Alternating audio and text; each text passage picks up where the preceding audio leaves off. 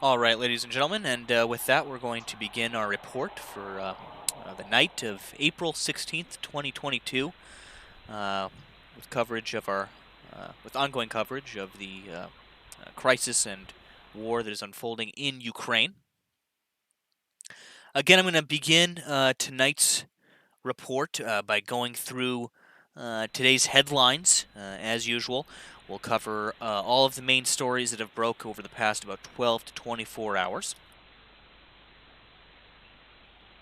Along the way, we'll dive into reports of interest and possibly give a little bit of analysis and light speculation. We'll also discuss a few things, of course, with you guys in the community. Again, after we get through those headlines, we'll then jump over into the Situation Room over on our community Discord server.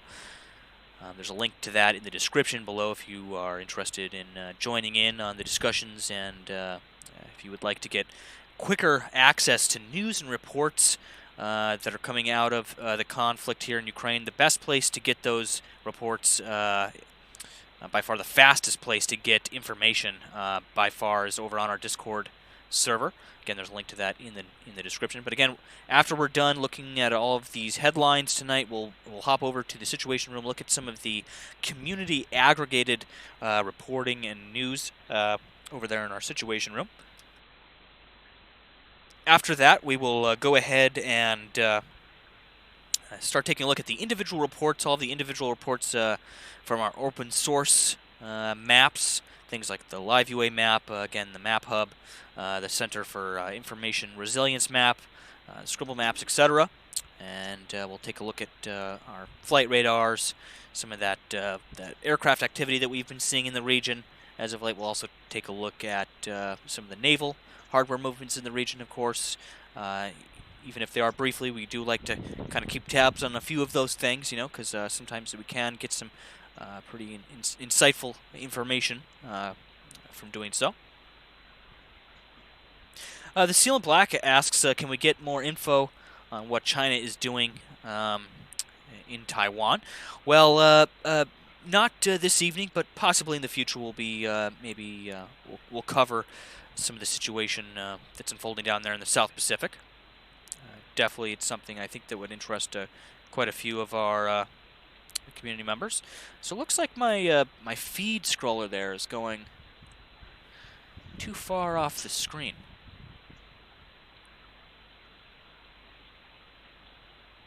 I think we'll have to fix that later, but for now what I'm going to do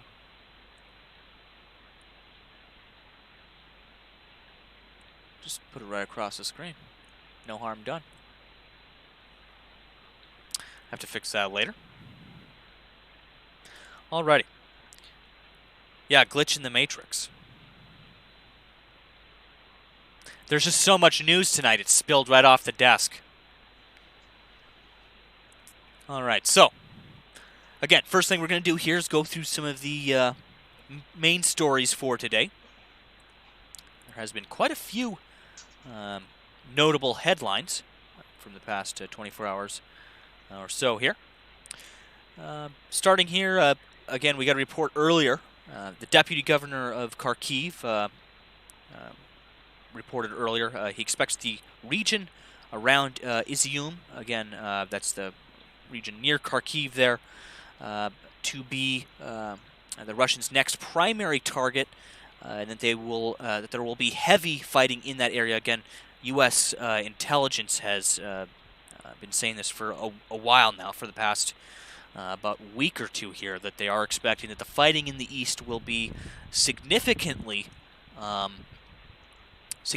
more violent than some of the fighting that we've seen in the early part of the war. Really, the reason for that is just because of the terrain difference, the difference in population levels in that area.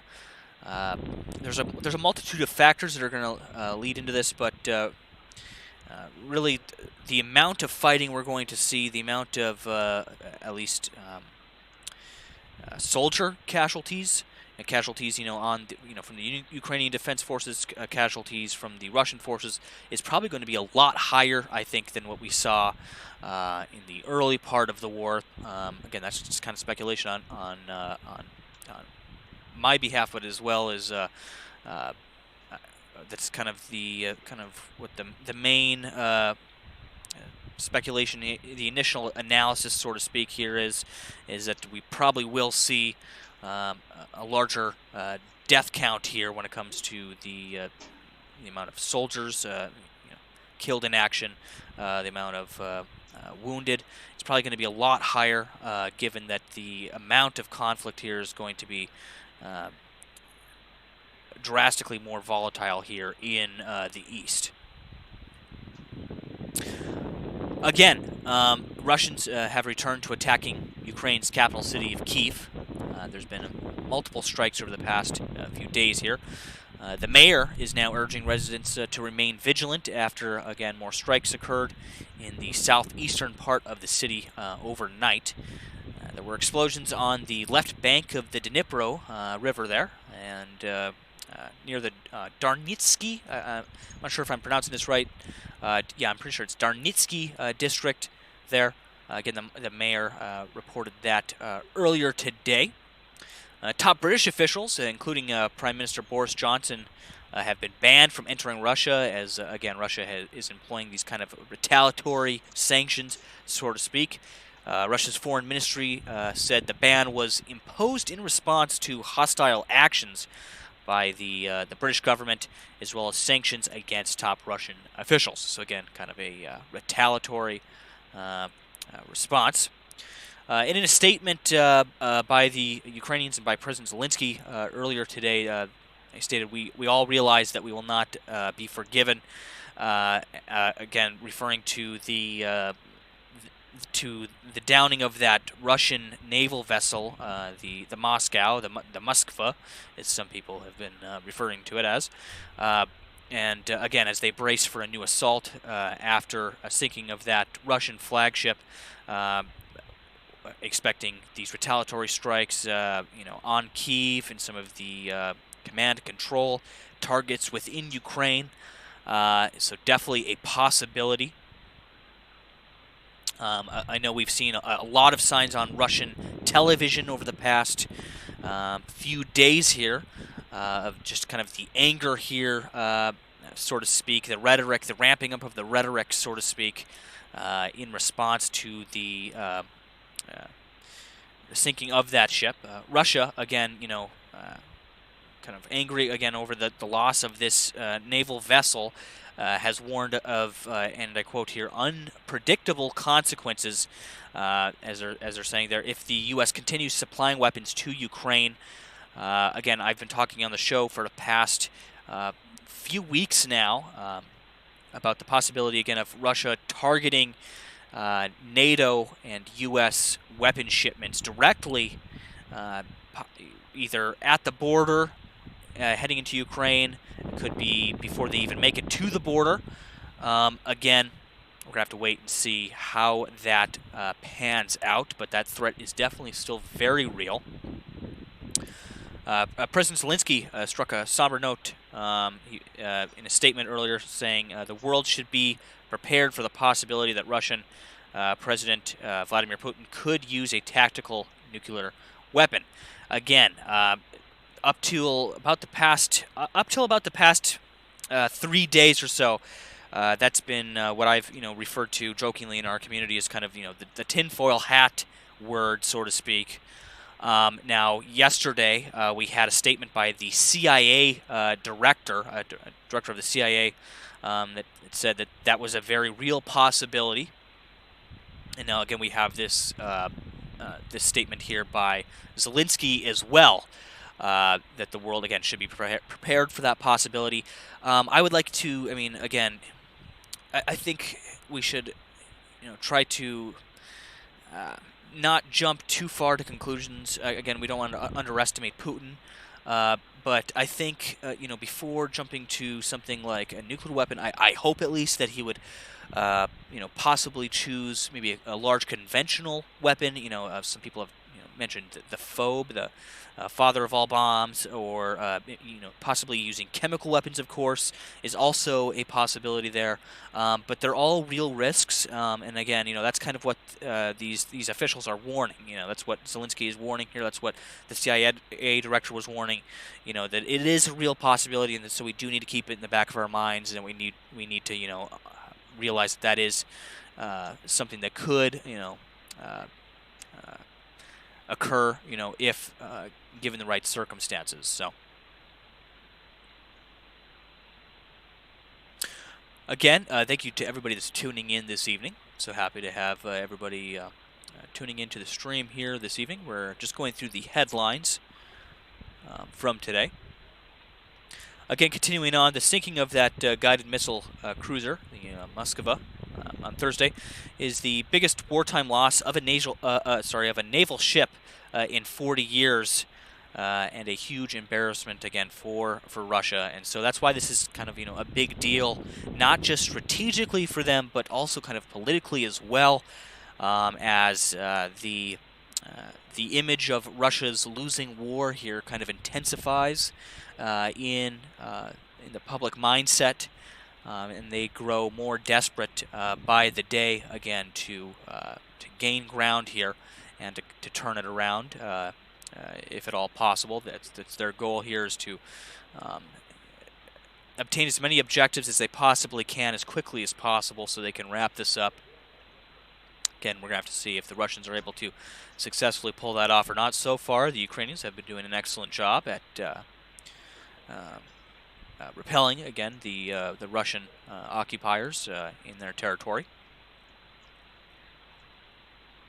Another report from earlier, again, Russia may begin the new offensive soon, within the coming days, as U.S. analysts here, intelligence analysts, have been, again, observing the movements of these Russian forces over the past week or two here, as they've been kind of reshuffling these forces around in order to get them in place for this renewed offensive in the east. The United States is working to convince allies to send, again, more ammunition to Ukraine, so it doesn't run out of these much-needed ammunitions when the offensive wraps up. That was according to some U.S. defense officials earlier today. Russia could begin the next phase of its military campaign in Ukraine as soon as this weekend, or early next week. Some are speculating maybe possibly after Easter. It's possible, after the holiday. According to two senior U.S. defense officials, and Ukraine, again, is rapidly running through artillery rounds. We've seen the videos with Zielinski begging for the munitions, requesting the munitions, not just the artillery, not just the ammunition, but the artillery systems themselves. Not just weapon systems, but also electronic warfare systems as well. Radar systems are used. In fact, earlier today I was speaking with some other colleagues, and we were taking note of just the overwhelming success that Ukraine is having is partially due to their I don't know the exact term. It's like a return. I forgot the exact term for it, but it's basically a counter-artillery radar. So basically, you can tell the direction in which the artillery shells are coming from, and then they can return fire on those targets accurately. And that's one of the reasons the Ukrainians have been able to repel repel Russian shelling teams and mortar teams, because they have that counter radar, so they can see where those shells are coming from, and they can return fire in those exact directions fairly accurately. And that has been a huge aid to them. So you have a few things here in the war that have given them a massive advantage. You have, again, the weapon systems provided by the West, primarily. The javelins, the NLAWs, all those anti-tank munitions, the things like the switchblades that we're going to be seeing used here in the east. But also you have the electronic and logistics support as well. Especially with like this counter, again, this counter artillery radar. I don't know the exact term for it. Again, I'm not a military hardware expert by any stretch of the imagination. However, I know somebody with some military experience in the chat could probably sound off on that. But again, it's basically a counter radar, again, that can spot these shells coming in and what direction they're coming from. It allows them to pinpoint the location of these Russian artillery teams with a pretty significant degree of accuracy.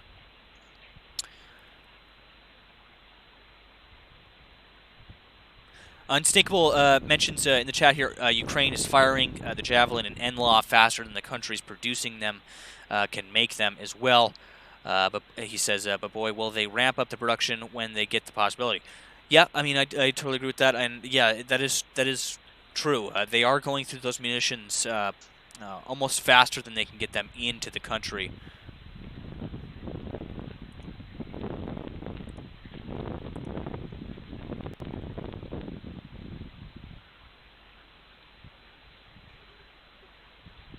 So again, continuing on from that, speaking about those U.S. defense officials, they made that statement there that, again, Russia could start this campaign as soon as this weekend or early next week. The officials, again, whose briefing was given under the condition of anonymity, said that the U.S. is working to convince allies to send more artillery and ammunition to Ukraine, again, so it doesn't run out when the offensive ramps up. A U.S. assessment said this could happen in the coming days.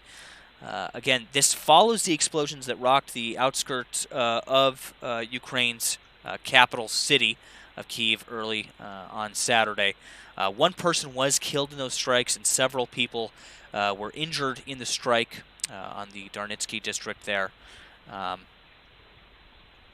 And so they are expecting possibly more strikes in Kiev in the coming days. There was a statement made by officials earlier this week saying, you know, if you are a civilian that's thinking about coming back to Kiev, that you possibly hold off for now and wait to come back, you know, into not even just the city, but the outskirts around Kiev as well, as the Ukrainians are not only battling unexploded ordnance that is left behind by those Russian forces, but also, you know, with the threat of bombardment from the Russians, of course, being a real possibility. Again, reports from earlier, Russia threatens again to increase military presence near the Baltic Sea if Finland and Sweden join NATO. Again, these are, you know, echoing reports we've heard from the past few days now. Again, possibly that Russia will be moving nuclear weapons to Kaliningrad and the kind of closer, right, to Europe, putting them in NATO's backyard, as they put it.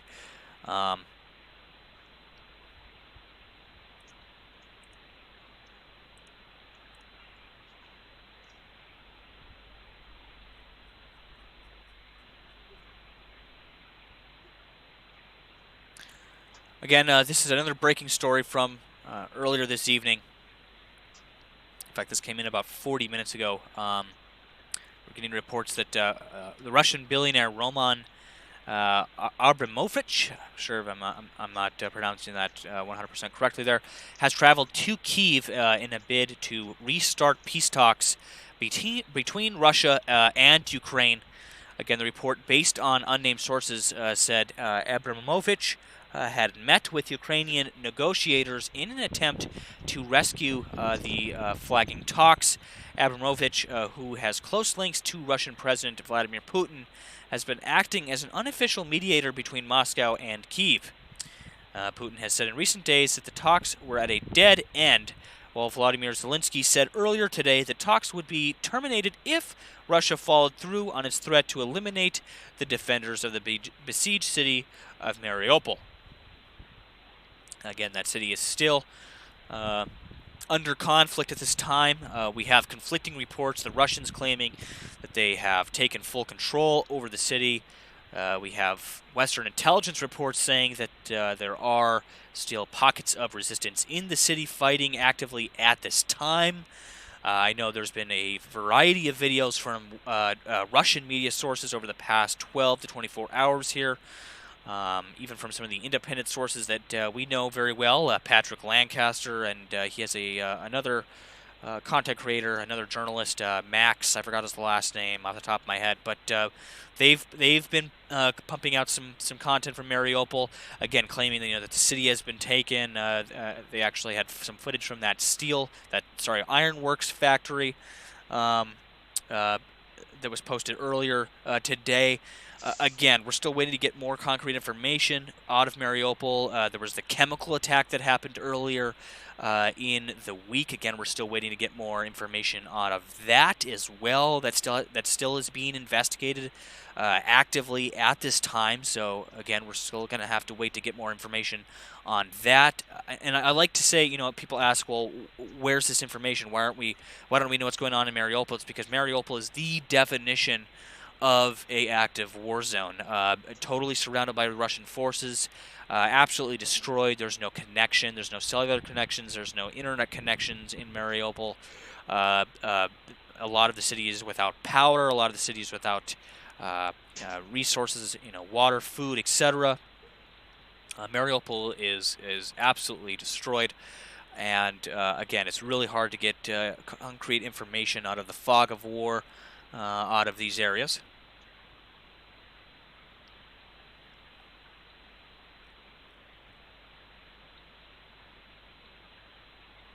Another report from earlier this evening, kind of on the Russian exodus from the country. I know we've covered this a little bit on the show here over the past month or so. When the war began, tens of thousands of Russians fled their home country, again fueled by rumors of forced mobilization, border closures, the economy. The usual, again, exodus was led by highly educated workers, often traveling to smaller countries. There's been a large exodus to Georgia. In fact, I watched there was a piece earlier, I believe, by Vice, if I'm not mistaken, and they were showing some Russians that had left Russia to move to Georgia at the start of the war here.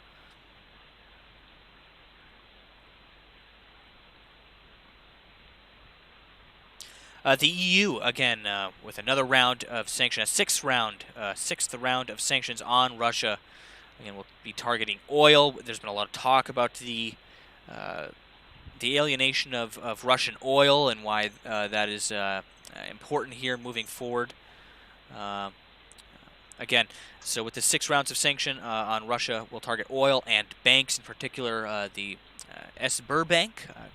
Again, I'm not sure if I'm pronouncing that correct, but again, that report was from Reuters earlier.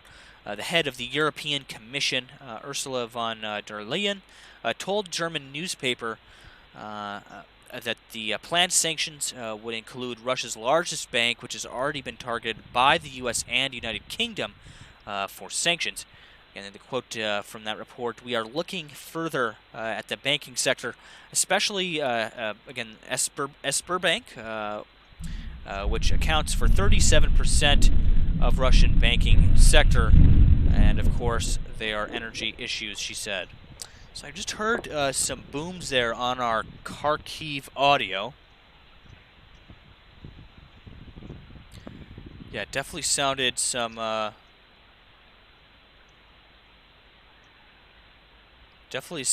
booms.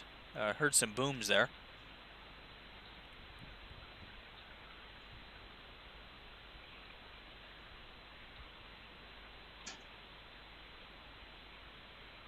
Yeah, sounded like more than one boom.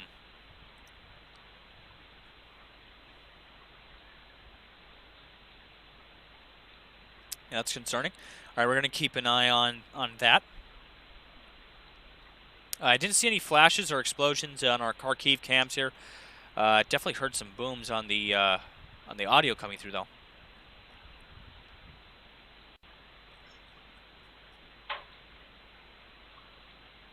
Again, returning to Mariupol, just because it seems to be a kind of the main topic here for this evening.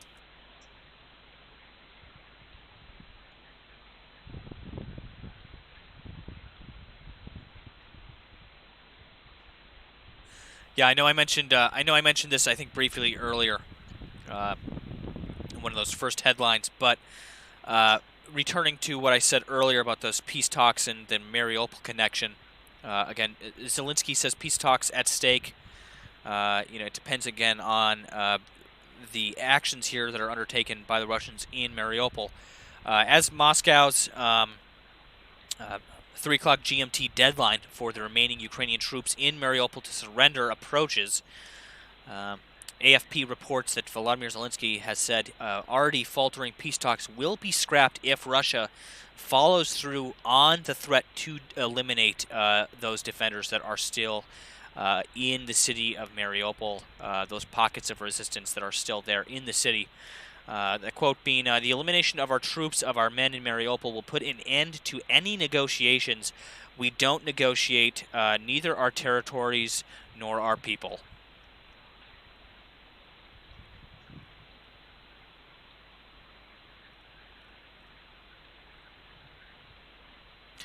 Again, some other reports of some other notable reports from over the past about 12 hours here. So, Russia has resumed again scattered missile attacks on Kiev and not just Kiev, but all a few western cities in Ukraine, with some civilian deaths reported in Kharkiv and in the capital.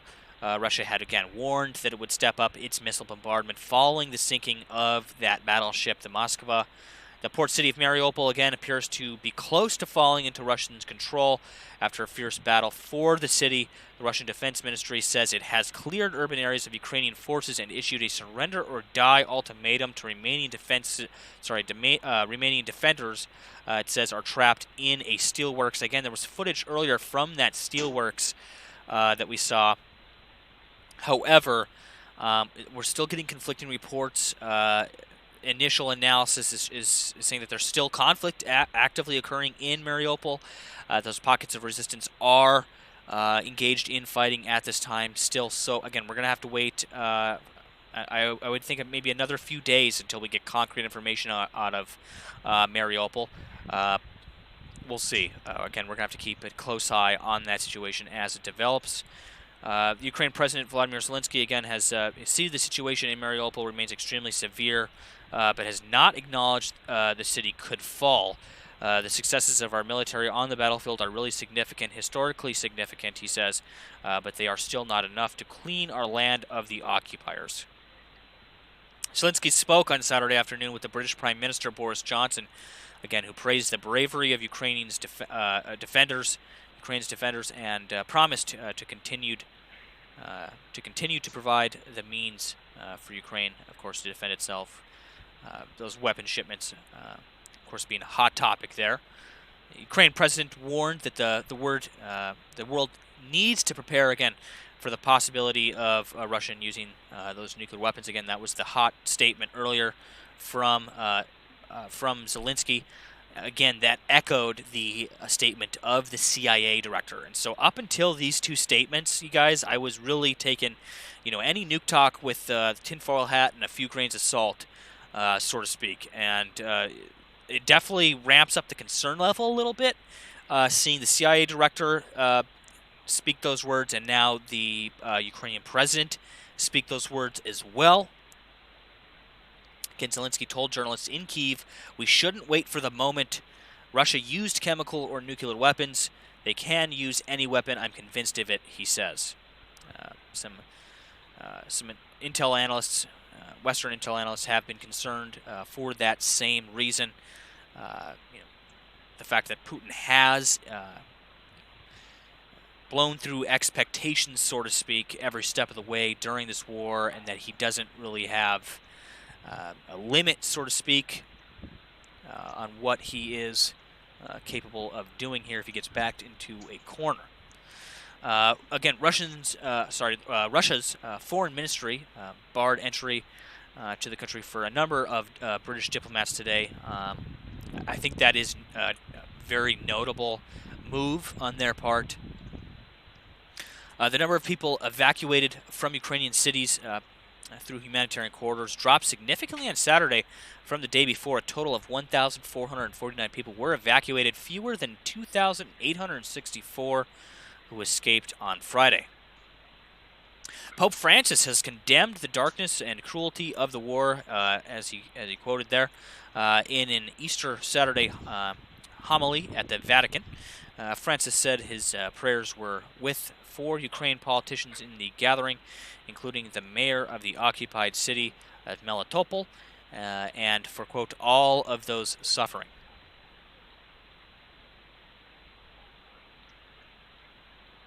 Again, Russia orders Mariupol defenders to surrender or die.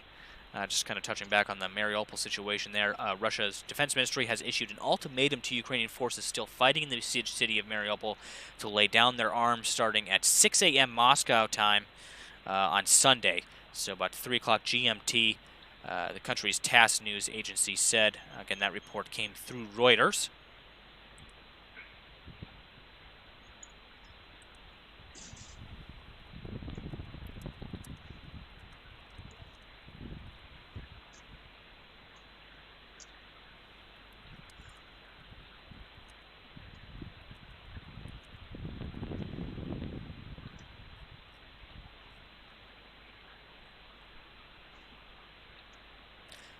Prince Harry praised the courage of the Ukraine team at an opening ceremony for the Invictus Games in the Netherlands, where the Ukrainian competitors also received a standing ovation.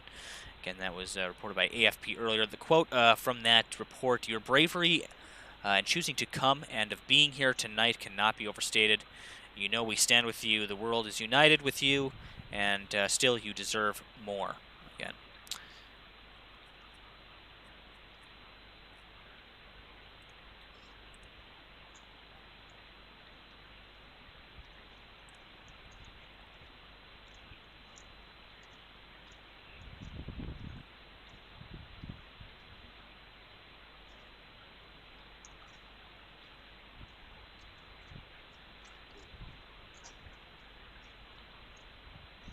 So another interesting report. I had a few others here that I guess we could touch on.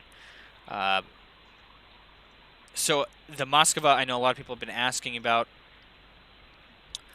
the situation. Again, the boat was confirmed to have sunk. Again, there was conflicting stories from the Ukrainians and the Russians on that, and exactly the details in and around that. An interesting story that came out earlier, that the Russian warship may have been carrying a piece of what is known as the True Cross, a treasured Christian relic.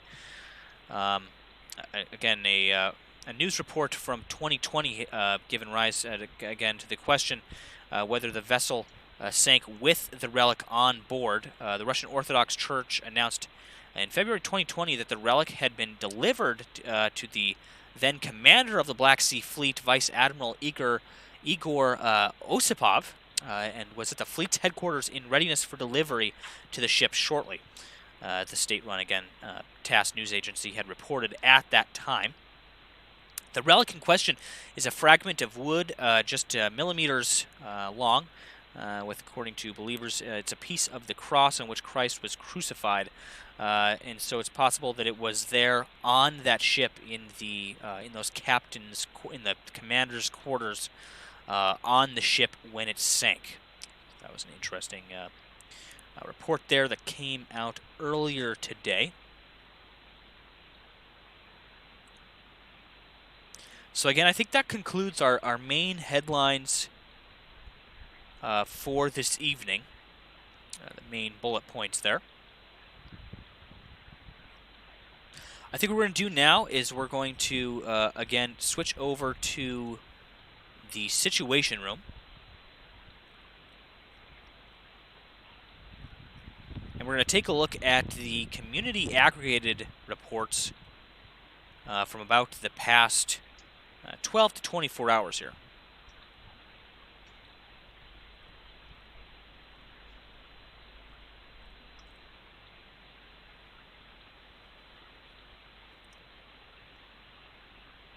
All right, stand by here.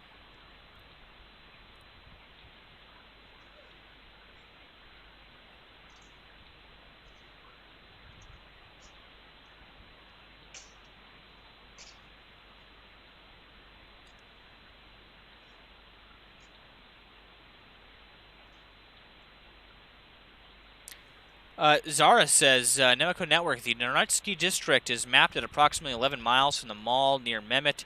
Is Mehmet aware? Will cause him problems trying to return home? I don't think so at this time. And also, I don't think he's necessarily.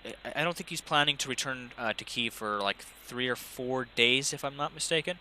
Again, we're planning on having him on the show in the next few days.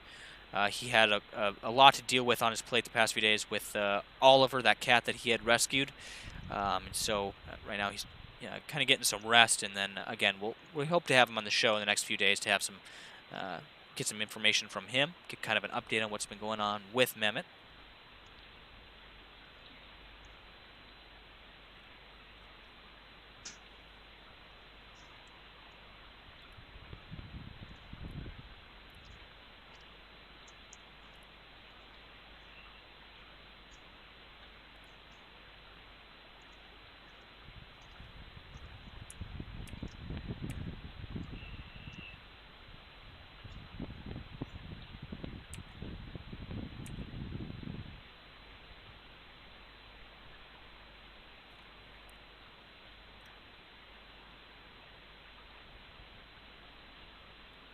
Okay, stand by here, guys.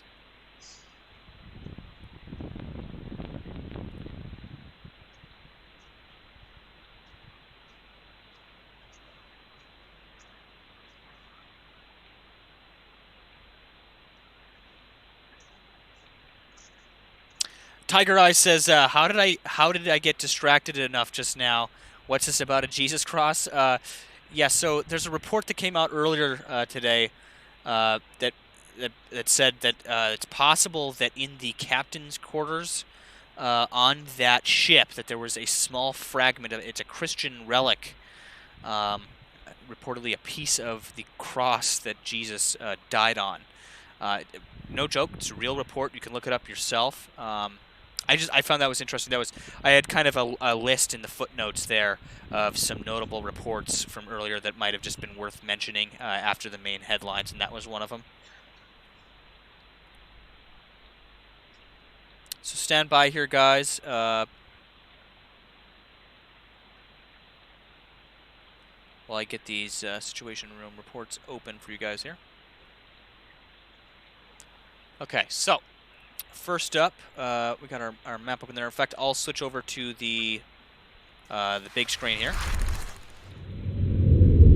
Okay, so here you are on our big screen.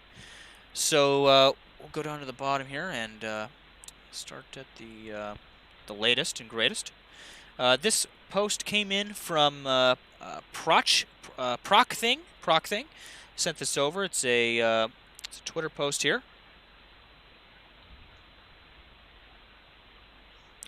A Polish special commission created to investigate the death of former President Lech Kaczynski, who died in 2010 after a mysterious plane crash, has blamed Russia for sabotaging the flight.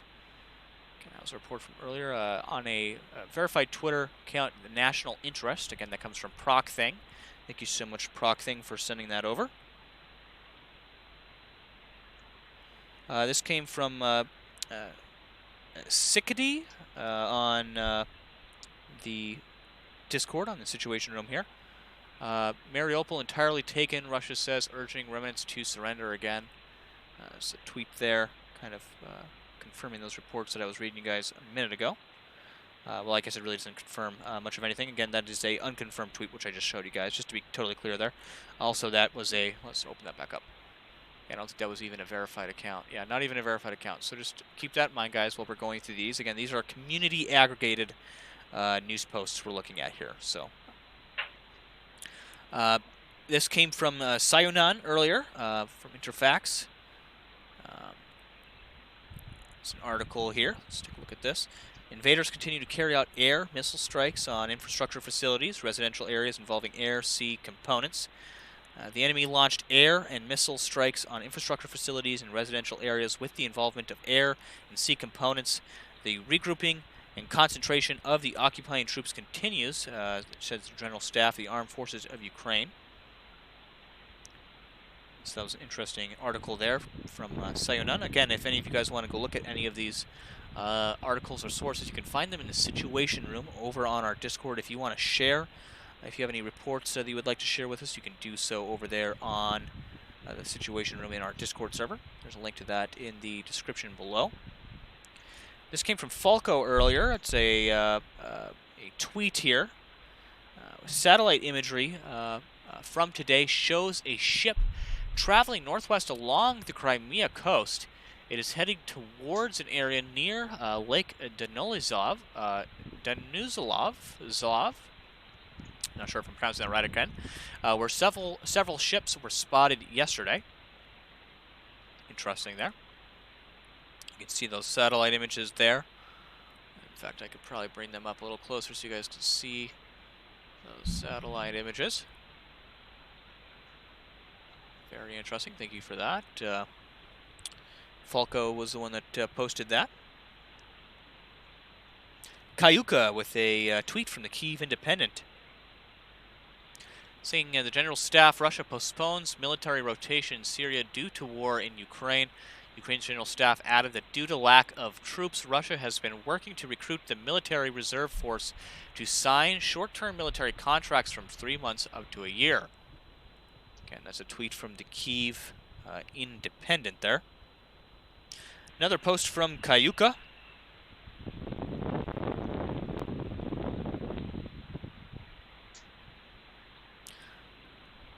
And again, so this one I can't, I'm unable to bring up here, but basically it's a post talking about the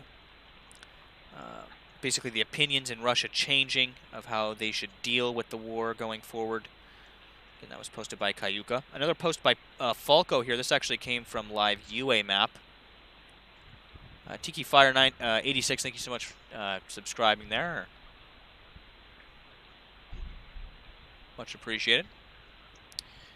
Ukrainian military Joint Forces Operations Zone repelled 10 Russian attacks today, 15 tanks, 3 pieces of artillery, 24 armored vehicles destroyed, and 4 Orlan drones and 2 cruise missiles shot down. Kind of a list of Ukrainian victories there. Russian equipment losses. This is from Kayuka from OSINT Aggregator on Twitter. It says, starting to see more and more intel suggesting the Russians are going to try to envelop Ukraine with an attack out of Izium. Shaping ops, troop gatherings, and equipment movement currently indicate this is where the new big attack will come from. Again, we've been not only watching the Maxar images of some of those movements over the past week or two, but there's the on-the-ground reports of them moving into place in some of these areas. Again, you can see some of those force movements here moving into place in that region there. You can see the Ukrainians where their front line is. That's what the blue here marks basically the Ukrainian front lines. That's where they've been dug in now for about a week or so. Week or two here in some of these areas that they've been digging in. And you have the advancing Russian forces, and you can see here the arrows in basically showing the direction of movement that those forces would be taking into these front lines here. Again, that was a post from Kayuka there.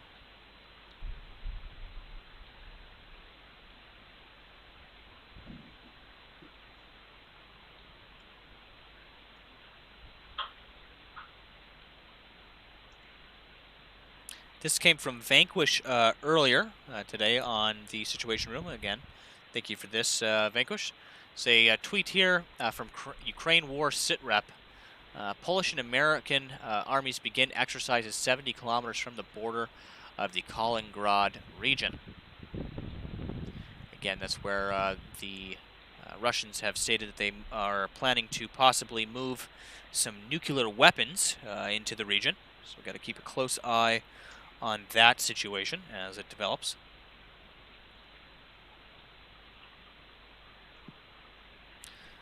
Here's a telegram here. This is from a internal Ukrainian government closed source. Production of new tanks stops in Russia due to financial problems and lack of imported components. Chief Directorate of Intelligence of the Ministry of Defense of Ukraine stated there. Again, you can see some images there of that factory. Production of new tanks stops in Russia due again to the financial problems and lack of imported components. Details here, according to the Ukrainian intelligence, Urlavganzavad company is trying to overcome the crisis that arose as a result of the imposed sanctions. Despite the import substitution widely advertised by the Russian government, the Russian Federation cannot independently continue to the production of high-tech weapons without the supply of imported components. The production of new equipment, including tanks T-90 and T-14 Armata, has been suspended. Again, the Armata is their new flagship tank there, so to speak. The plant switched to repairing military equipment damaged in the war with Ukraine. So again, some footage there that Russia's war machine here, at least the factory end of it, is starting to feel a damper there, a damper on things, so to speak.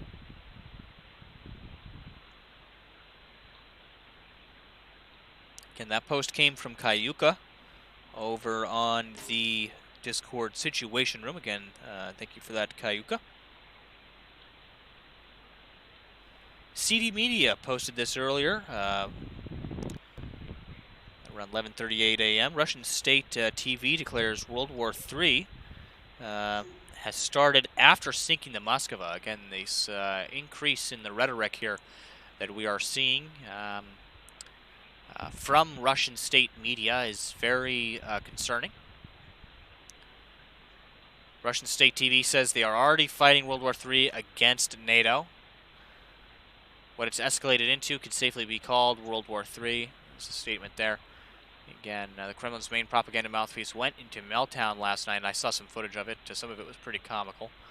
After the flagship of the Black Sea Fleet was taken out,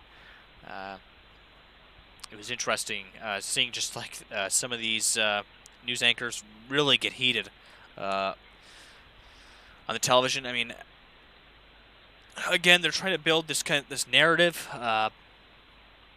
You know, they destroyed the ship. They destroyed our flagship naval cruiser. You know, we can't stand for this. Something needs to be done. That's basically the perspective there from the Russian side of things, or what's being portrayed in the Russian media, at least. Officials have refused to acknowledge Ukraine's claims it struck the ship with cruise missiles. An operation which could be one of Kiev's biggest military successes since the invasion began.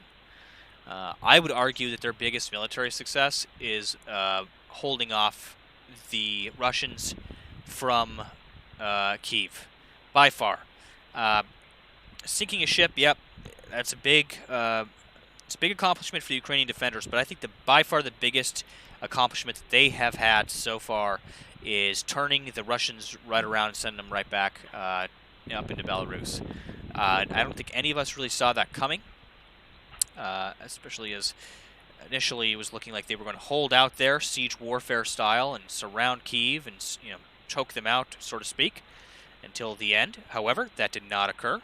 As we saw, they repelled them right out of the not only the city but out of the entire oblast of Kiev, and even out of the exclusion zone to the north, right back up into Belarus. And on the other side of the Dinipro, they pushed them northeast, back up into Russia.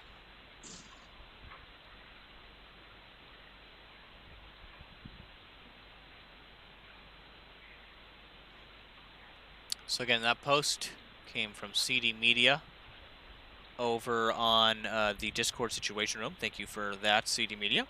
Much appreciated.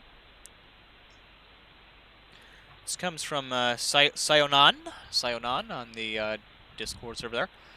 Russia claims destroying 132 aircrafts and 105 helicopters of Ukraine. Russia has to date destroyed more than 100 aircraft and helicopters each, and over 2,200 tanks. Again, we try to take not only these numbers, but the numbers coming from the Ukrainian side about the Russian losses. We take both of those with a grain of salt. We like to we like to calculate out our averages, which is usually the most, I would say the most true to reality assessment you can get is when you start to take all of the numbers into account and you try to calculate out an average. I believe the truth somewhere is indeed in the middle. Bella, thank you so much for following along this evening. Again, to everybody that's tuning in, thank you guys so much for tuning in this evening and following along. Kayuka, with his post from Nexta on Twitter, saying the main intelligence directorate reports that a representative of the so-called DPR, high-ranking separatist Edward Bassarin, was taken away in an unknown direction by FSB officers. It was he who developed the plans for the Russian leadership to use chemical weapons in Mariopol. Again, we're going to have to wait to get more information on that as time goes on. So that about wraps up the notable posts in the Situation Room for about the past 12 hours or so. We're now going to switch over here to the live UA map. We're going to take a look at all of the individual reports that have come out over the past 24 hours, 20 to 24 hours or so. I'm going to see how far it lets me scroll down today. So we'll start here at about 20 hours or so, and we'll work our way back from there, and we'll try to get everybody updated and on the same page. Again, to everybody tuning in this evening, thank you guys so much for following along on the report. Again, I have a big show planned for you guys Monday at 9 p.m. Eastern Standard Time to 11 p.m. Eastern Standard Time. Kind of the same what we're doing here, but it'll be a lot better as I'll be bright-eyed and bushy-tailed and ready to rock and roll after our our Easter weekend, our easy-going Easter weekend, as I guess we'll call it. And I have some new updates and some new changes to the format in the reporting here. We got a intro we're making for the show, an intro and outro we'll have for the show, as well as a few other much-needed additions. So I can't wait to show that off to you guys Monday. To everybody that's tuning in right now, if you could hit that like button, it's the best way to help the stream and help the channel. Also gets the algorithm's attention, which is important in today's internet environment. Also, if you haven't already, hit that subscribe button. It's the best way to get notifications. And if you are following along on Twitch, hit the follow button. That's the best way to get notifications when the stream goes live. So, without further ado, let's go ahead and we'll start going through our past about 20 hours or so of reports out of our live UA map. Here at the 20-hour mark, to start us off, as a result of a night of shelling in Luhansk region, one person was killed and 3 others were injured. The central gas pipeline in the Severodonetsk has been cut off, and there is no water or gas in the city. This comes as a report from the head of regional administration there, again, in Luhansk region. Adam S. asks an interesting question, says, Nemico, do you know just how many subs there are in the Black Sea? I've seen 8 or so. I don't think we have an accurate assessment of that number at this time. I do not doubt that there are a significant amount of submersible vessels making a presence in the Black Sea at this time. I don't doubt that at all.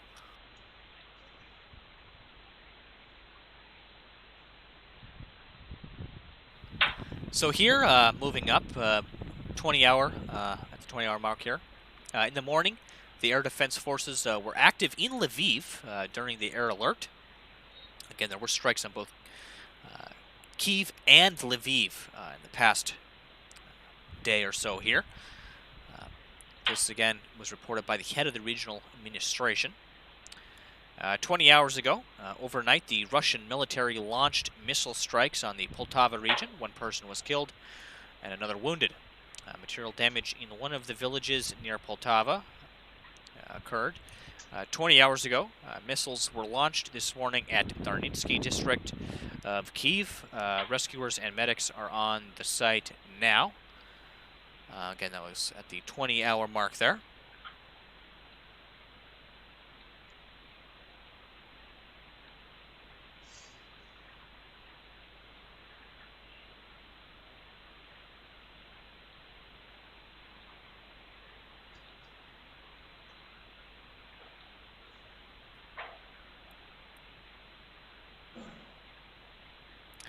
19 hours ago here, the Russian army hit an old chicken processing factory in the Dinipro Petrovisk region with precise missiles overnight. An interesting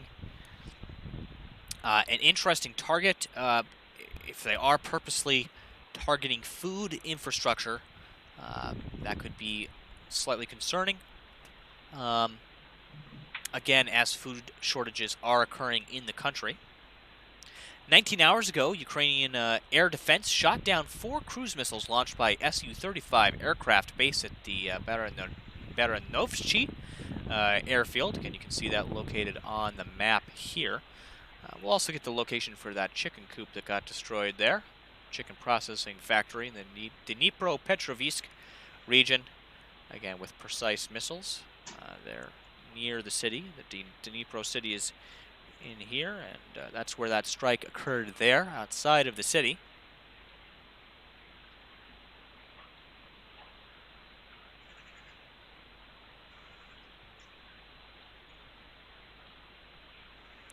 Unstinkable sent over Zielinski's speech of the day with English subtitles. I'll see if maybe I can get that up for you. We can watch that real quick. Thank you for sending that over, Unstinkable.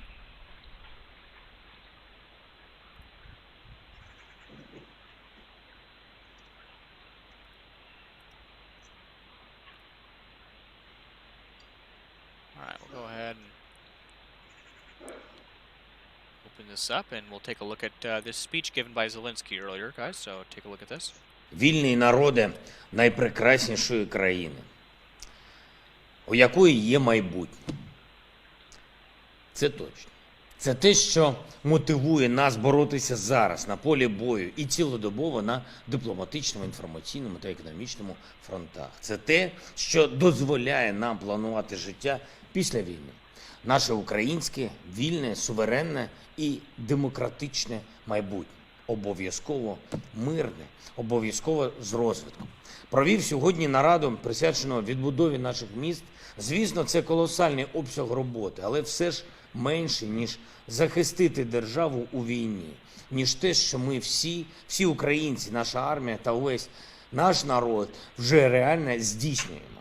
Тож не варто боятись масштабу.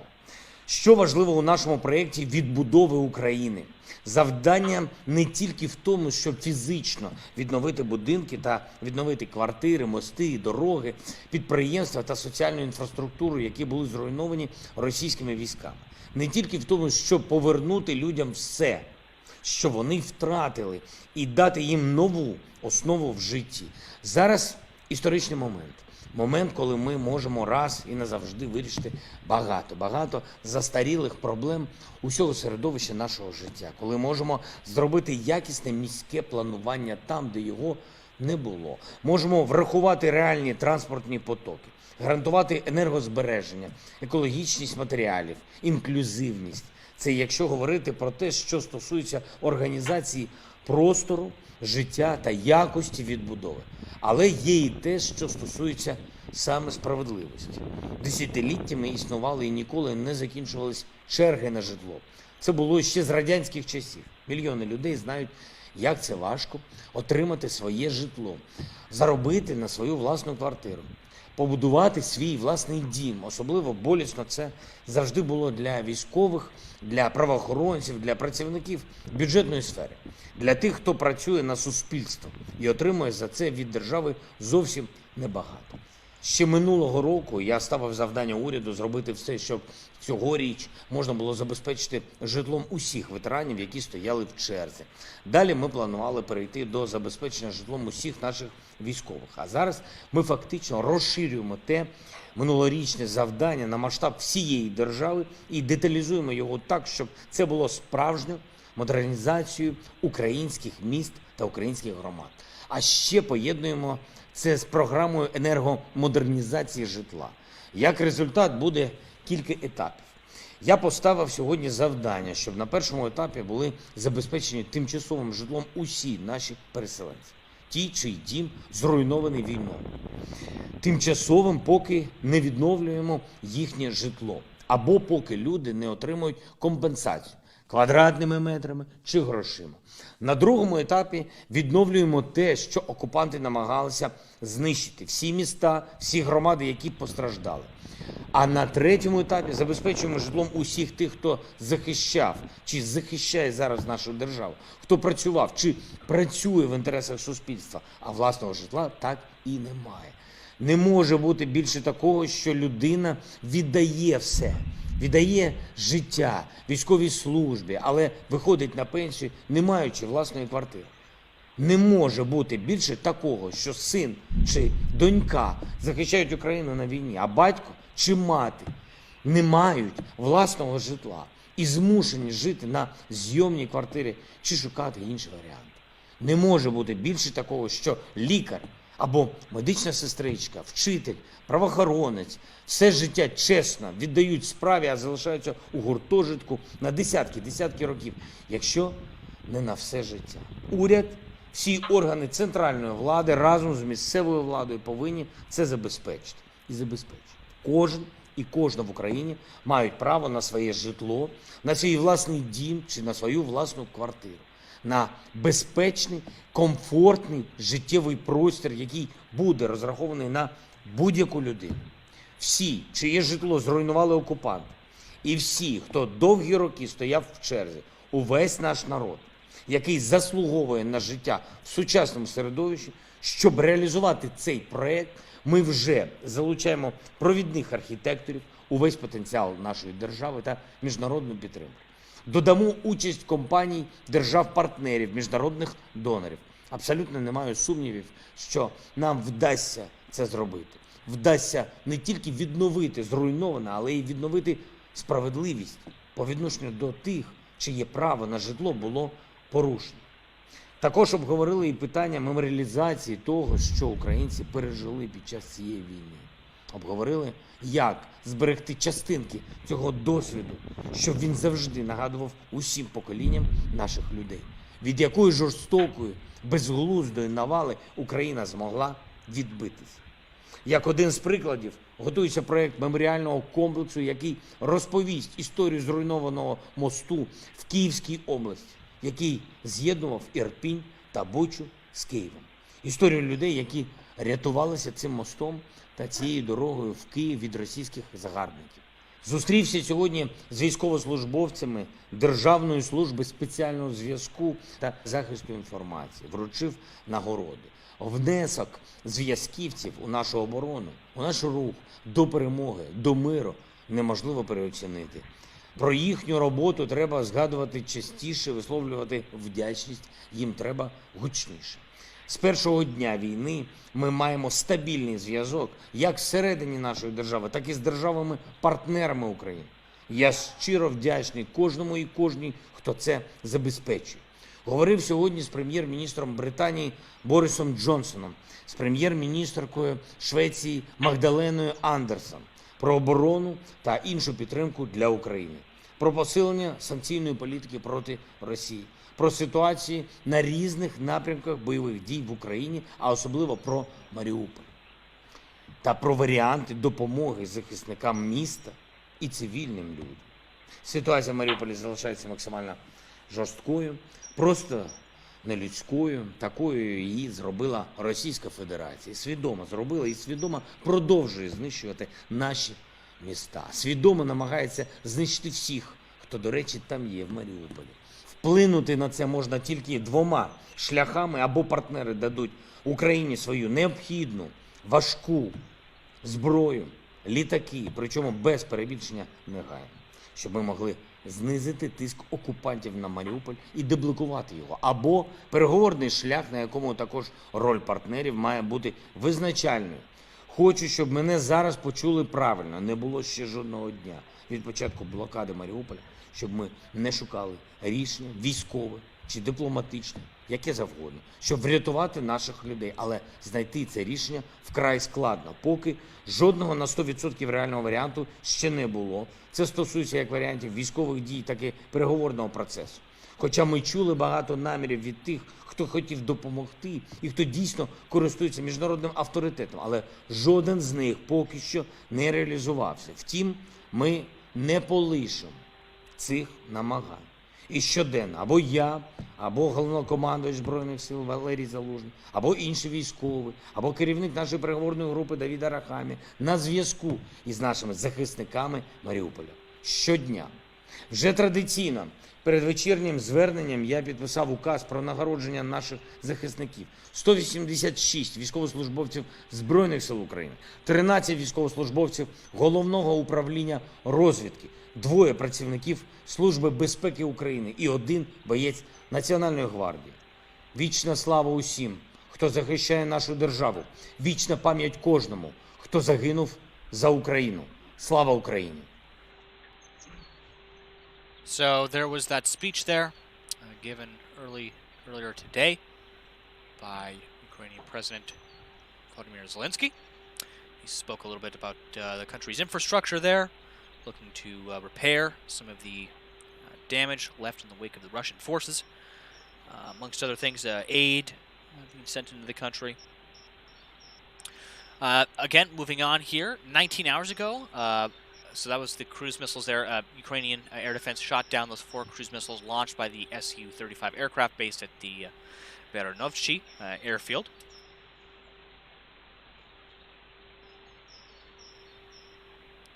"18 hours ago, Russian Ministry of Defense reports missile strikes at plants in Kiev and Mykolaiv." So they did announce those strikes there after they had taken place.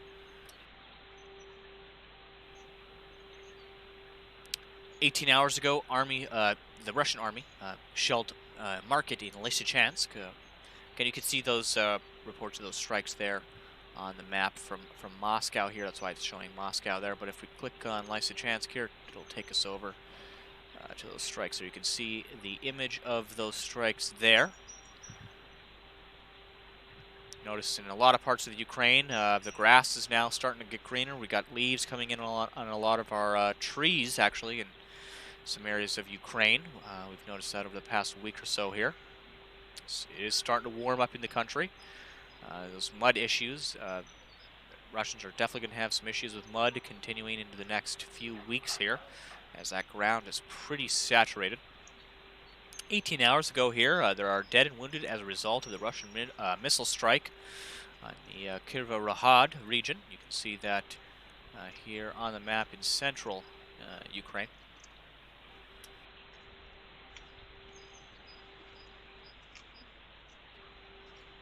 Benja said 1 hour remains. I believe you're referring to until the ceasefire, or not ceasefire, until the those forces in Mariopol, the ultimatum. Is that what you're speaking of?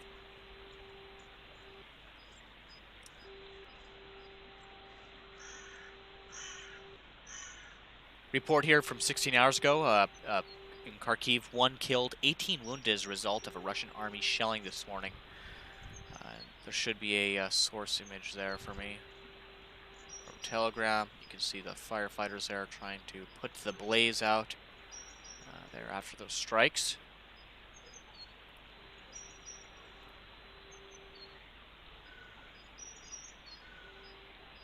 "16 hours ago, 1 killed as a result of a Russian missile strike at a farm in the Poltava region. You can see some fragments of that missile there, located on the map here. Again, that's Poltava along the river there, again in central Ukraine.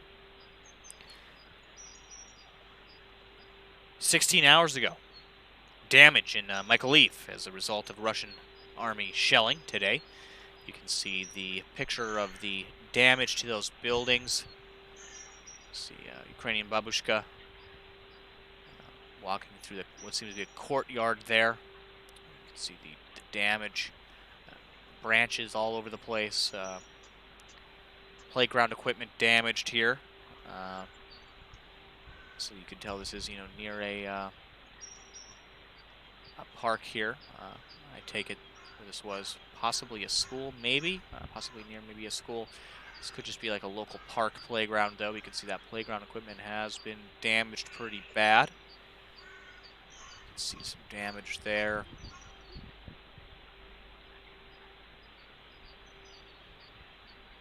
Some more damage there in those images there. Again, those strikes there in Mykolaiv today. That was at the 16-hour mark. 16 hours ago, again, a Russian T-72B3 was spotted at the port of Mariupol. You can see that image here of that T-72B3 spotted at that port of Mariupol.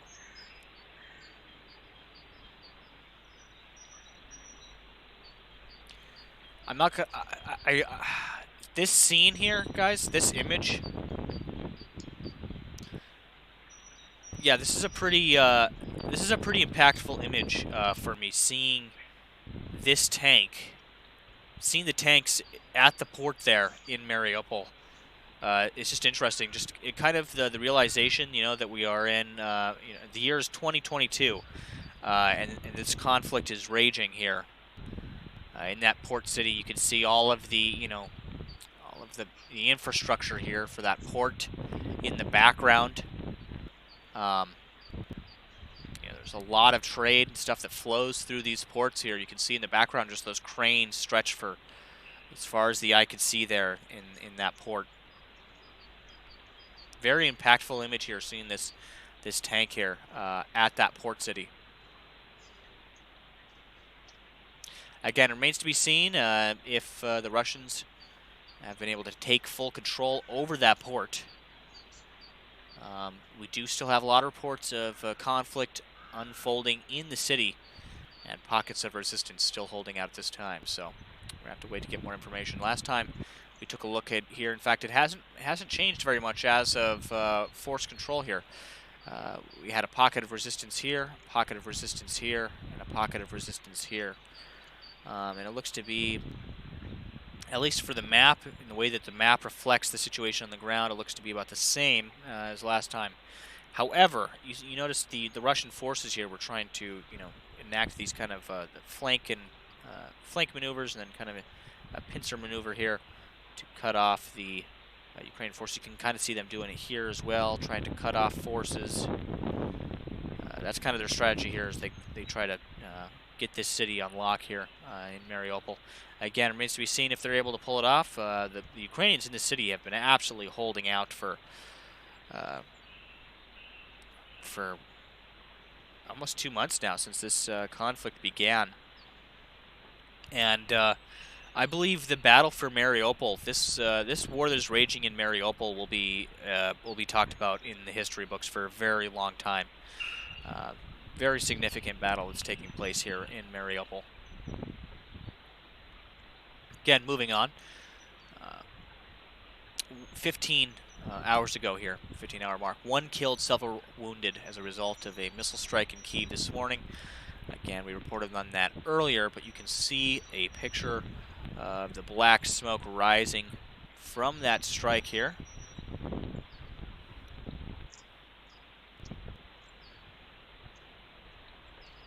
Again, that was that strike in Kiev this morning. 1 person killed, several wounded.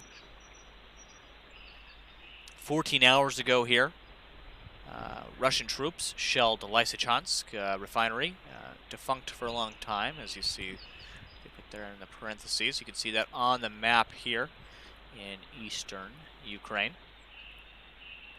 You see the fire burning there in the background, these images of that, again, that refinery there that was attacked there. 14 hours ago, Russian troops shelled civilian blocks of Poholi district overnight. A 12-year-old child wounded. Head of Poholi district administration came out with that report. Again, this is along that land bridge there, this Russian land bridge from the Donbass down to Crimea there. 14 hours ago, a delegation of Georgian MPs headed by Speaker of Parliament of Georgia arrived in Kiev. See the report from that earlier. 14 hours ago, Mayor of Lazova asking residents to evacuate the town immediately due to high risk of missile and aerial strikes. Again, this came 14 hours ago. You can see a picture in Ukrainian of his tweet there. 12 hours ago, fires as a result of shelling in the Volodymyr Donetsk region. You can see those images of the black smoke rising from those apartment blocks. What looks to be apartment blocks there.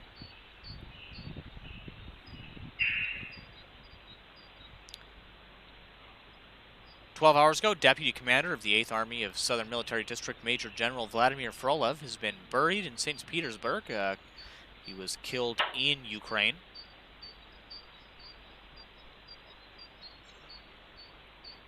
"11 hours ago, Ukrainian military targeted Russian echelon with ammunition in Tokmak, Zaporizhia region. Again, that's along that land bridge there that I was talking about a second ago.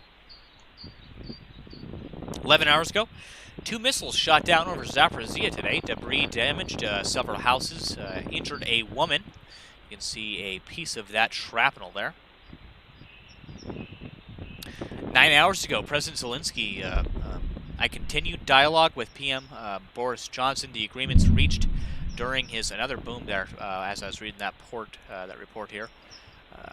The agreements reached during his recent visit, primarily on defense and macro financial support, were discussed. I briefed the Prime Minister on the situation at the front, in particular in Mariopol. We are working on security guarantees for Ukraine. 9 hours ago, heavy shelling in Kharkiv this evening. I remember we had reports of that earlier, and you can see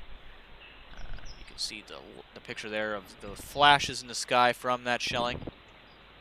9 hours ago, mobile internet is working near the port city in Mariupol again. Okay, so I correct myself what I said a short while ago about the connection being severed in Mariupol. It does look like the mobile internet is now working again in that port city. So maybe that'll mean we'll get some more information out of the city here in the coming hours and days. So we'll have to stand by for that. 9 hours ago, mayor of the Troya Knights, signs of chemical weapons found in the Bilka village, sarin vials, and other chemicals, it says there. 9 hours ago, again, we'll have to wait to get more information on that as well. 1,449 people were evacuated today to safe areas. That's from the Vice Prime Minister of Ukraine. 8 hours ago, again, this event is no propaganda as it comes from a Russian Ministry of Defense.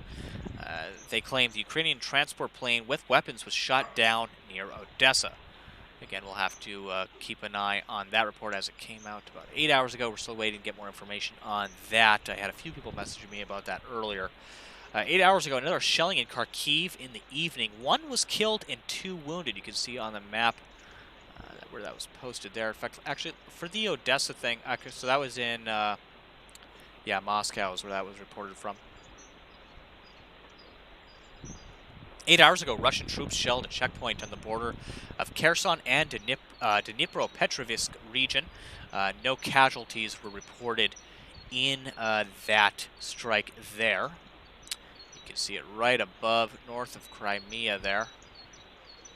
8 hours ago, railway bridge in the Veselivka, Zaporizhia region, was destroyed. Again, you can see a picture of the bridge there. And we can see some video taken from the bridge there. No Russian tanks getting across that bridge there.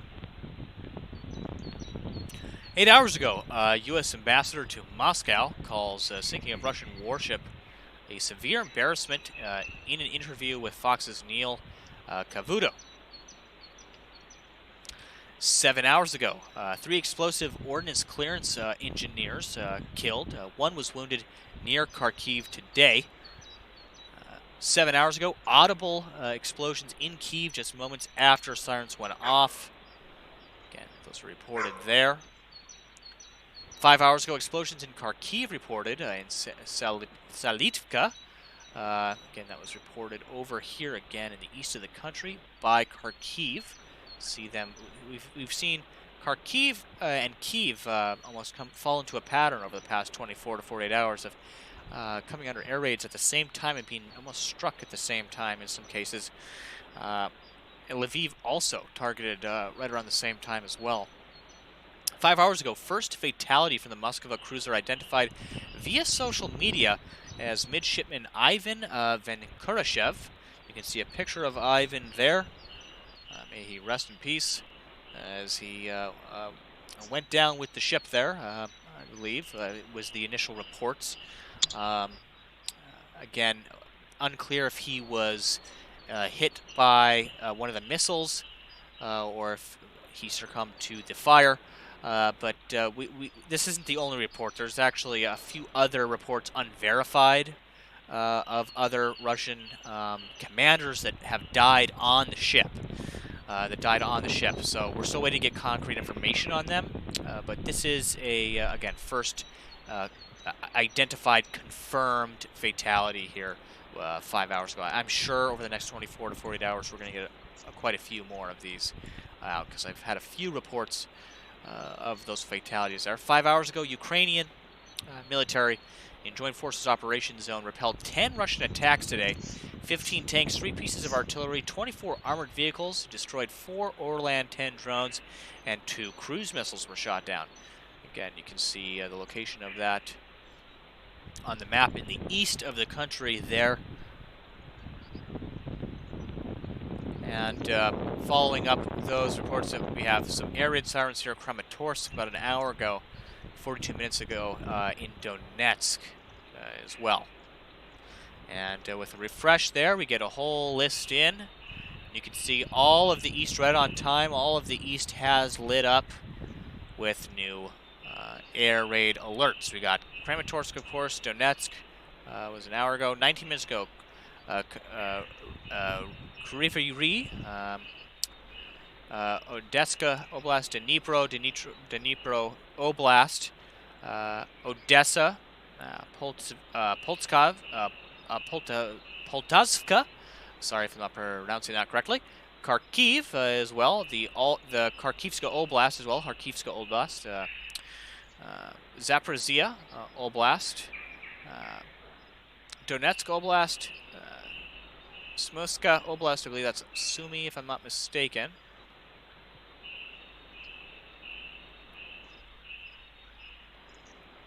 Near the Sumy? Yeah, near the Sumy region there. Yep.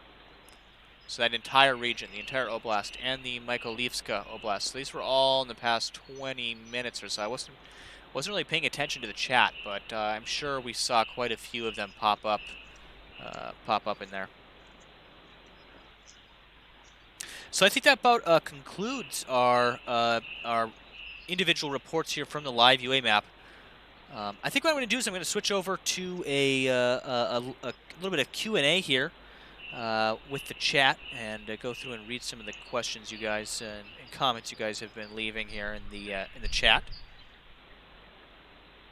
Unstinkable says, I think it's safe to assume that Russia lost 450 plus souls on that ship.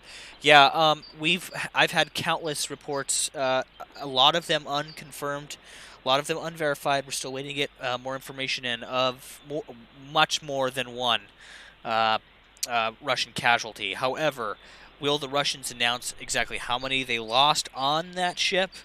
It remains to be seen.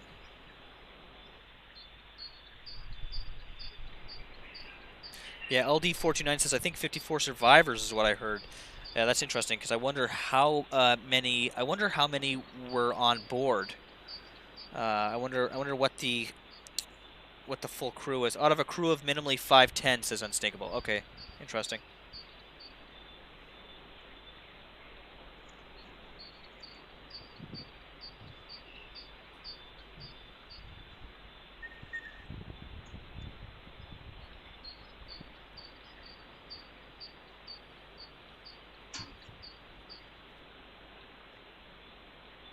LD429 says, I think there was more than 510 on board. Yeah, I'm not sure. I don't really have a concrete number on that at this time yet.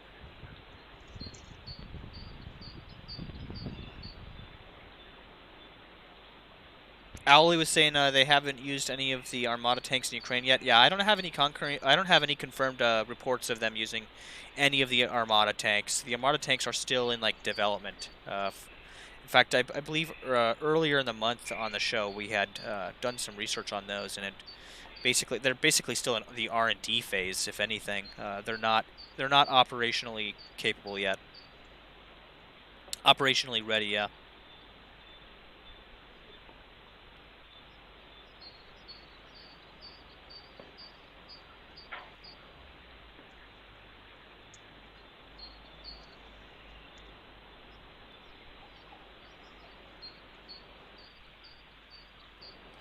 Margit says, if Russia declares war, it should fight against most of Europe because those supported Ukraine. It would be effectively all of NATO.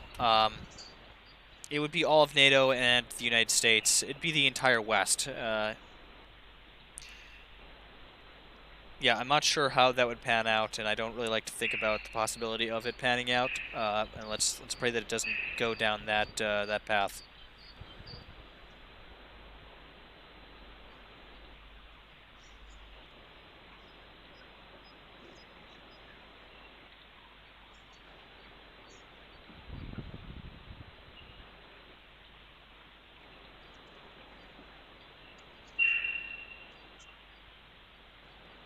Rocket Man with an interesting question.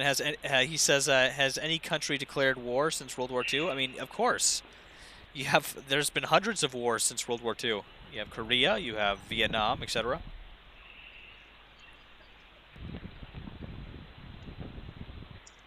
Jared asks a good question. He says, "Did Russia really threaten? Did Russia really threaten the USA to stop helping Ukraine?" Yes, they have. That is a fact. They have basically threatened not only NATO but the U.S. as well.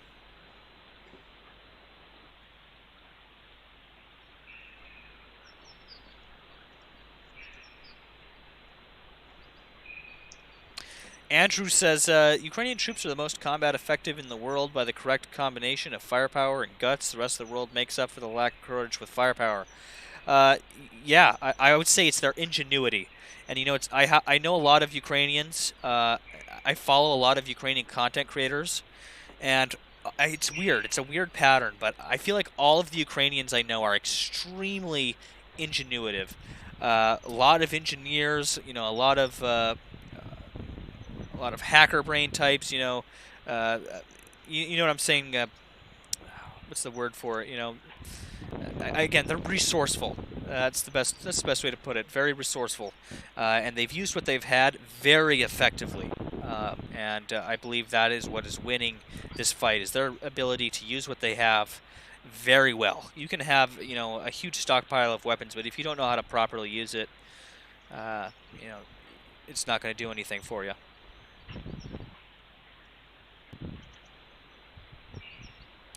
Tiger Eye 912 asks, any word on the tripwire cords left near Kiev by Russia? So you're speaking of the unexploded ordnance. There's a lot of unexploded ordnance, not just tripwires, but there's mines, like your typical anti-personnel mines. There's anti-tank mines. There's proximity mines that were left behind. There's all sorts of nasty unexploded ordnance that needs to be dealt with. Last time I heard, over the past week, they've basically had, an everyday presence, bomb clearing crews in and around the suburbs of Kiev, removing that unexploded ordnance. Not just that, but they've uncovered many Russian stockpiles of weapons and ammunition. So that's also been notable over the past, again, week or two here, as they move into some of these areas after the Russians have pulled out.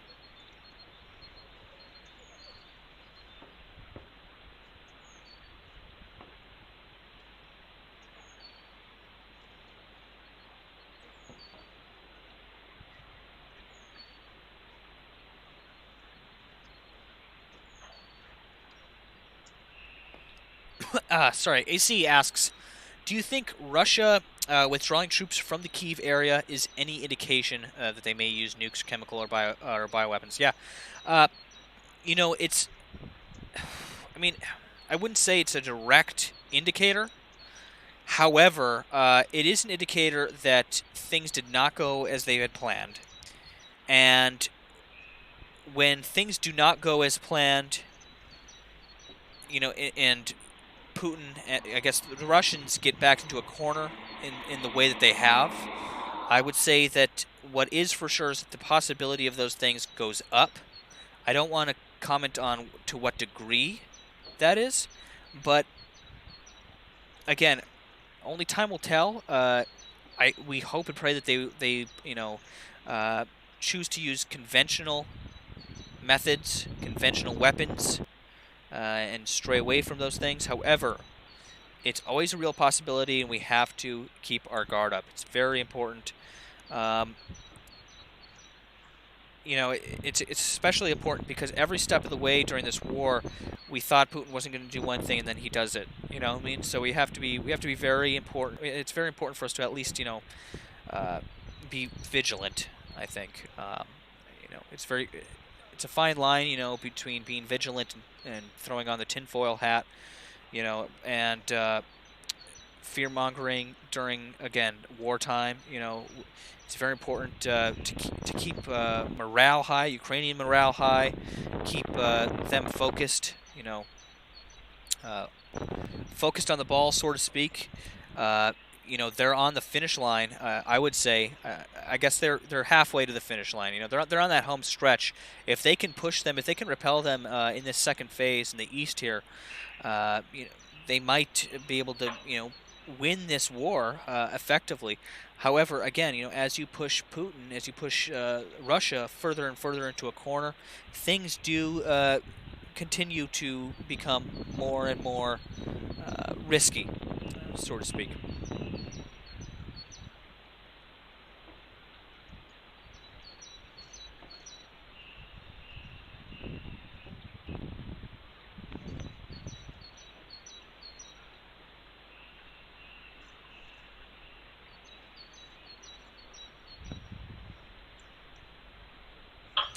Jared says $1.6 billion that we have given to Ukraine, who is paying all this money back, will we drive USA into a deeper depression over prices and food and supplies?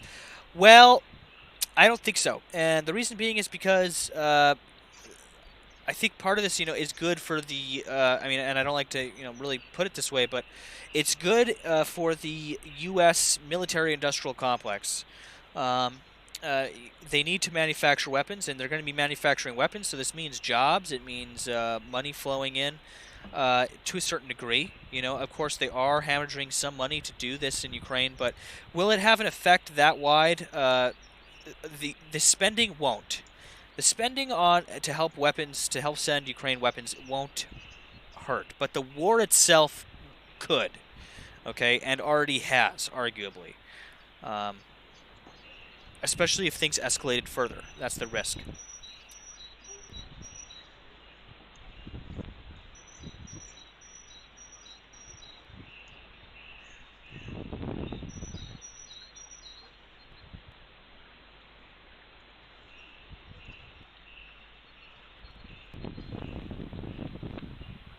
Well, all right, guys. I think with that, we're going to wrap up tonight's report.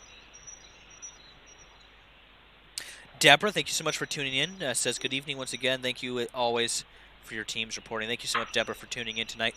Tonight was a shorter report.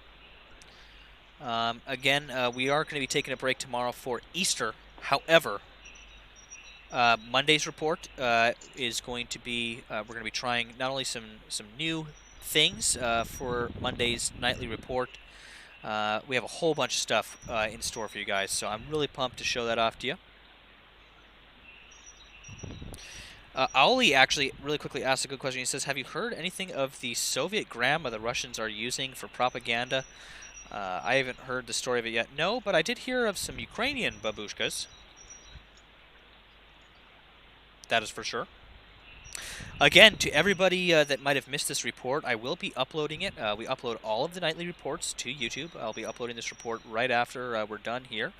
To anybody that is interested in looking at any of the sources that we have here, or joining in deeper into the community discussion, or maybe helping, aiding in kind of the aggregation of this data, this intel that we have been performing here as a community, the best place to do that is over on our community Discord server. Link to that is discord.gg/Nemico. You can actually find a link to that in the description below.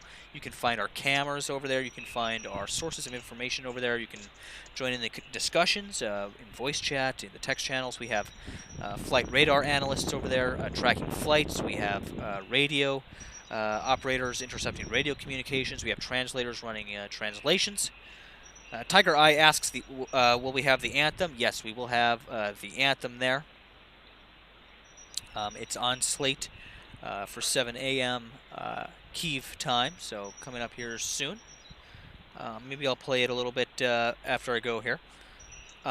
Again, to anybody that's looking for any of those links or sources, you can find those in the description below. If you'd like to donate to Ukraine, you can find links to where you can donate to Ukraine in the description below. There's actually a QR code on our Situation Room feed where you can, in fact, I can switch back over there real quickly just to show you. There's actually a QR code right there. You can actually scan that QR code and donate directly to UNICEF in Ukraine. Also, in the description is links to where you can find our merch, where you can find links to support the channel, and all that good stuff. Also, if you haven't already, if you would like to support the channel, the best way to do that is to hit that subscribe button. It's also the best way to get notifications when new streams, when new videos go live. We have a whole bunch of video content coming at you guys down the pipeline that we've been working very hard on. I'm very pumped to get that stuff out to you guys. You guys will be seeing a little bit of that on Monday in Monday's report, hopefully, if we can get it together for you. We've spent the past day or so making a bunch of much-needed improvements on the stream. As for the 24/7 cam stream, amongst other parts of the operation here. But again, I thank you guys all for bearing with us here as we grow with you guys, as we grow with the community. Again, if you can, hit that like button. It's the best way to get the algorithm's attention. It helps us out. If you're following along on Twitch, I love you guys. The Twitch community is awesome. Again, hit that follow button if you haven't already. Best way to get notifications when new streams go live. And again, I just want to remind everybody, if you've missed this report or missed any previous reports, we have uploaded them to the YouTube channel. So if you want to get filled in on what's been going on, that's the best place to do that, is to go back and take a look at those reports. Again, guys, it was really nice to just hop on here for this Saturday night. I gave you guys kind of a small report, about an hour and 40 minutes here, up against my usual 2-hour report that I like to do. Monday, I hope to be on the majority of the day, actually, not just for that 9 to 10 report. I'll probably be on the majority of the day Monday with you guys. But until then, happy Easter. I thank you guys for taking some time out of. I mean, most of you are actually on Easter Sunday already. It's still Saturday where I'm at. So I thank all of you guys for taking a little bit of time out of your day to come here and tune into the stream and follow along. I'm absolutely exhausted right now. I've been up for 2 days. I've actually been up since Thursday's report. So I'm pretty exhausted. I'm going to go get some rest, get some food and some rest, and I'm going to see you guys back here Monday. I can't wait to show you guys some of the new stuff we got coming your way. Again, happy Easter to everybody that celebrates it out there. Slava Ukraine. And until next time, guys, stand by.